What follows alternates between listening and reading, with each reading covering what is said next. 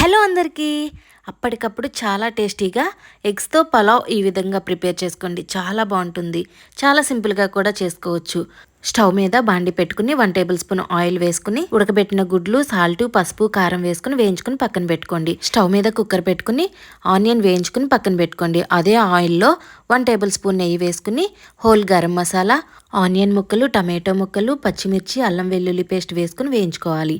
అది వేగిన తర్వాత సాల్ట్, ధనియాల పొడి, జీలకర్ర పొడి, బిర్యానీ మసాలా, కొంచెం వాటర్ పోసుకుని వేయించుకోవాలి. అది మొత్తం వేగిన తర్వాత 1 కప్పు పెరుగు వేసుకుని కొంచెం కారం వేసుకుని మొత్తం కలుపుకుని ముందుగా వేయించి పెట్టుకున్న ఎగ్స్ కూడా వేసుకుని కొత్తిమీర, పుదీనా వేసుకుని మొత్తం కలుపుకోవాలి.